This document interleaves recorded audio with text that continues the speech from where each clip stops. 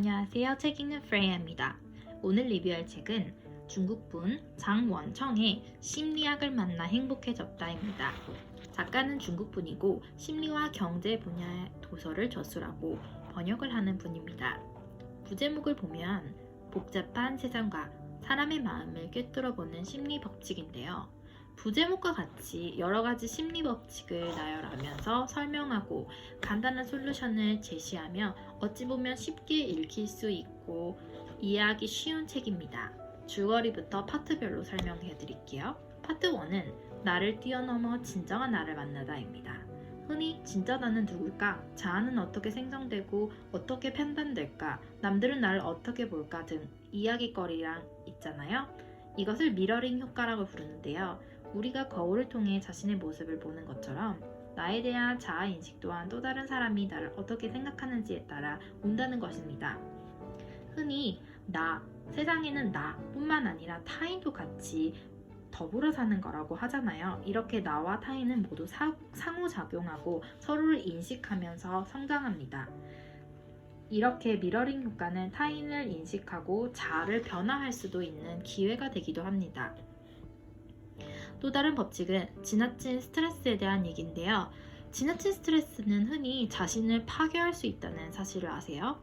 월렌다 효과는 해로운 스트레스를 설명하며 좋은 스트레스와 달리 해로운 스트레스는 비이성적이고 실패만을 끊임없이 걱정하며 실패를 더욱 야기한다는 것입니다. 여러분도 현재의 포커스를 맞추기보다는 미래만 계속 걱정하고 실패만 계속 두려워한 적은 없으신가요? 파트 2는 이런 질문에 대해 답이라도 하듯이 제목이 이렇습니다. 지혜롭게 세상을 건너는 방법. 앞서 나온 지나친 걱정과 실패에 대한 두려움, 이것은 브루밍 효과 같이 생각을 잠시 멈추는 것을 통해서 솔루션이 될 수도 있겠는데요. 우리가 흔히 너무 많은 잡생각과 너무 많은 걱정, 불안에 대해서 머리에 과부하가 걸릴 때가 있잖아요. 이렇게 생각을 잠시 멈추고 명상을 하고 산책을 하면서 잠깐만 멈춤을 느껴보면 불현듯 좋은 생각이 떠오를 때가 있는 것을 여러분도 아실 거예요. 파트 3는 내 마음이 마음대로 안 될 때입니다. 요즘같이 코로나19 같은 시대에 사람들을 못 만나서 답답하고 인간관계도 잘 되지 않고 마음적으로 심리적으로 문제가 많아지는 요즘 같은 때 호손 효과는 어떠신가요? 호손 효과에서는 쌓인 감정을 풀어야 생산성이 올라간다고 합니다. 우리는 지금 코로나19로 답답하고 많은 심리적인 문제가 있고 우울감도 많이 증가하고 있는데요. 이러한 것들을 표출하지 않으면 심리적으로 불균형이 생기고 심리 건강에 영향을 끼칩니다. 하지만 감정 표출을 하되 남들에게 화풀이를 하거나 좋지 않은 감정을 전염시키는 방법은 좋지 않다고 합니다. 파트 4는 나를 끌어올려 성공하는 방법을 말하는데요. 솔루션을 제기하기 시작하기 때문이죠. 작가는 파트 4에서부터 여러 가지 솔루션을 제시를 하는데요. 섣불리 내게 한계를 설정하지 말라라는 부분이 인상 깊었어요. 벼룩 효과라고 하죠. 어떤 실험을 했는데 캔 안에 벼룩을 넣어서 실험을 했어요. 뚜껑을 닫았어요. 가둬버린 거죠. 그랬더니 그 불쌍한 벼룩은 계속 뛰어오르면서 시도를 하지만 뚜껑이 닫혀있기 때문에 못 나왔어요. 하지만 뚜껑을 열었더니 벼룩은 지쳐서 아예 시도조차 하지 않았다고 하는데요. 이것에 대해서 우리는 뭘 느낄 수 있을까요? 섣불리 나 스스로에게 한계를 설정하지 말라는 것입니다. 우리는 인간관계랑 사회관계를 하면서 여러 가지 시도를 하지만 안 되면은 나중에는 시도조차 하지 않고 스스로의 한계를 세워버리는데요. 이것은 자기가 미래에 좀 더 성장하고 포텐셜을 가지기에 어려운 장애물로 적용하게 됩니다. 파트 5는 탁월함은 어디서 오는가입니다. 저에게 중요했던 킬리의 법칙은 실패는 성공이 반드시 거쳐야 하는 단계라고 설명하는데요. 저도 개인적으로 실패를 했었고 남들에 비해서는 큰 실패가 아닐 수도 있지만 많은 어려움을 겪었어요. 킬레의 법칙은 실패에 좌우되지 말라고 권유합니다. 우리는 여러 가지 실패를 겪고 어려움을 겪습니다. 하지만 이것에 좌우되지 않고 끊임없이 계속해서 일어나는 자세와 태도가 정말 중요하다고 생각합니다. 파트 6는 술술 풀리는 인간 관계에 대해서 얘기하는데요. 첫인상, 초두 효과라고 하죠.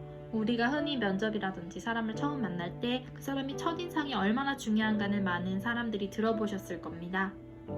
이렇게 초두 효과는 나중에 끝끝내 생각될 정도로 중요합니다. 이것은 상반되는 개념으로 마지막 인상, 즉 최신 효과라는 것이 있는데요. 우리가 매일 보는 사이일 수도 있고 아주 친한 사이일 수도 있지만 그런 사이일수록 맨 마지막에 헤어질 때의 모습과 자세가 계속해서 기억에 남고 이것을 최신 효과라고 부릅니다. 이렇게 보면 아무리 흔한 사이고 친한 사이라고 해도 막대하는 사이가 아닌 헤어질 때라든지 항상 좋은 모습을 보여주며 인간관계를 좀 더 좋게 유지할 수 있을 것 같아요. 파트 7입니다. 나에 대한 호감도를 올리는 방법. 다른 사람의 자존감을 만족해주는 게 어떨까요? 자존감 효과가 저한테는 인상 깊었어요. 흔히 우리가 나에 대한 호감도를 저 사람한테서 끌어올리고 싶어 이런 고민을 하면은 그 사람의 얘기를 들어주고 이런 것도 좋지만 그 사람의 자존감을 만족시켜 주면서 부탁을 하고 제안을 하고 이야기를 좀 더 깊게 끌어올 수 있으면서 인간관계를 좀 더 좋게 만들 수 있죠.